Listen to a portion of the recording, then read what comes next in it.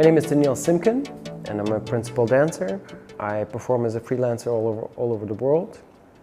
I was born in Russia, in Novosibirsk, Siberia. When I was 2, I moved to Germany. I grew up in Germany.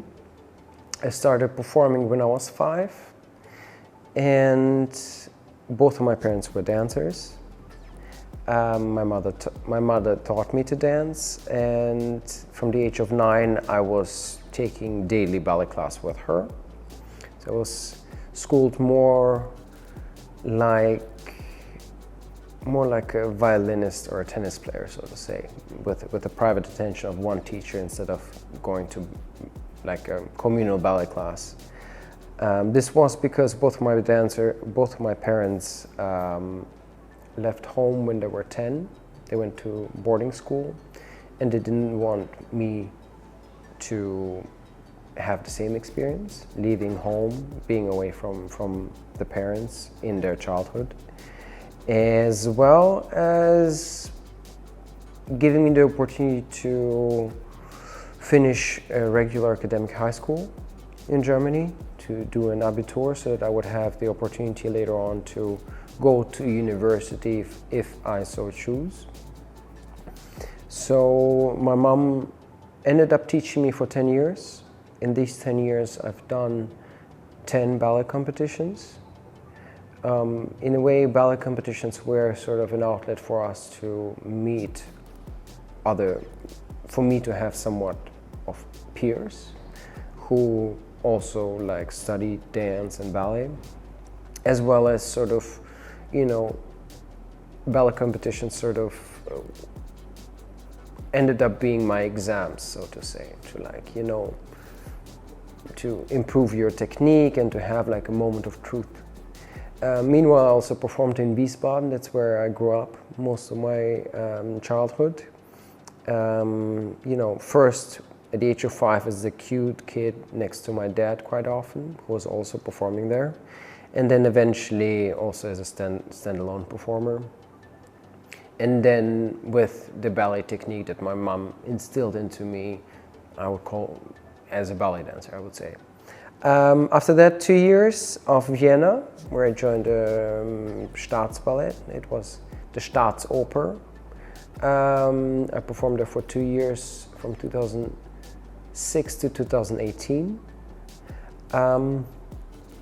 And then 10 years in New York at ABT. I joined as a soloist, and then eventually 2012 got promoted to principal dancer. I performed there pretty much all of the repertoire that was available and possible. And then at the age of 30, so I lived in New York from the age of 20 to 30, around 10 years. I moved to Berlin, and that's where I've spent my past 6 years. Amazing. And if there are a few people that helped you along the way, who would you say they are? There were a few people. I would say my parents, obviously, since they were both dancers. For me, being backstage was like being at the office of my parents. So they instilled to me the culture of the theater, of being inside of a theater, the happenings and the dynamics of being inside of a performing arts theater. As well as, of course, my mom, who taught me many years and who gave me the basis, which I'm very thankful for. My dad was a big inspiration as a dancer, because I would watch him on stage and quite often perform with him, which I think was a very special constellation of elements, because it's rare that a child of a dancer is already becoming a dancer and the parent is still dancing. So I have very bright memories about sharing the stage with my father. In recent years,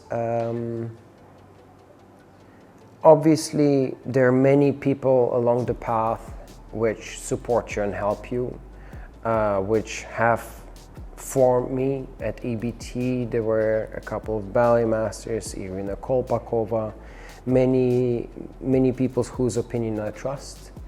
But if I would single out one person who has given me wisdom and who I listen to a lot and who inspires me when I speak to the person, that would be Sylvie Guillem, because she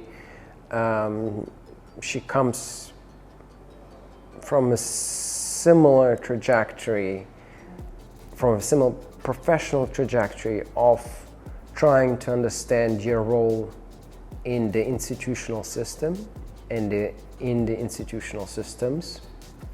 Especially now when I'm a freelancer,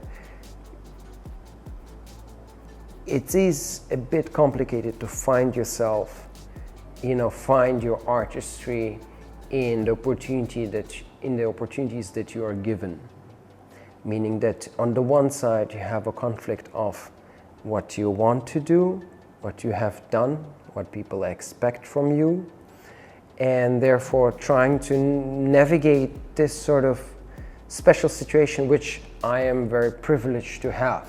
I have, to a degree, I have a choice. And so in the past couple of years, our friendship has given me very much inspiration and as well as intellectual food for thought.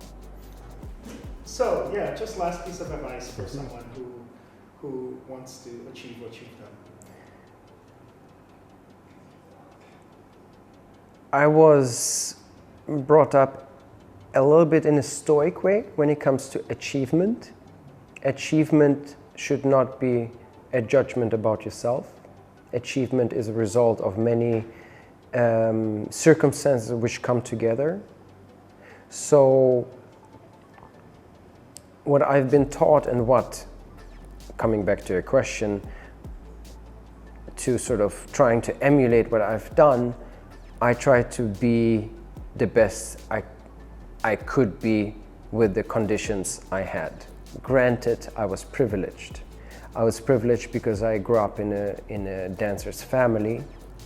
I was privileged because my parents could educate me to not make the mistakes they have done. I grew up in Germany. So also physically, I think to a degree I am lucky, because I sort of hit a sweet spot when it comes to muscle tone, when it comes to the width of my foot, so that I can turn better. Like there are certain elements which need to align. But in a way, my parents taught to me that the result is almost not connected to the value, to your value. Because like if you're successful, there are many things that you cannot control. All you can control is to give your 100% and to give everything that you have to give as a person, as an artist. So luckily it worked out for me, but at the same time, as Mr. Brishnikov said, I'm not trying to be better than everyone else. I'm trying to be the best I can be, or something in that direction. It's not verbatim, but so compete with yourself. Try to be better each day. But also what I would recommend is to work hard, but also smart. We have so much, educate yourself about your body mechanics, about your physiology, about peak performance psychology. There's so many interesting things to educate yourself about to be a better dancer nowadays, that it is important to keep an open mind and educate yourself for that certain goal. But at the same time, do everything you have and everything you can, but at the same time, don't judge yourself by the result. Thank you very much.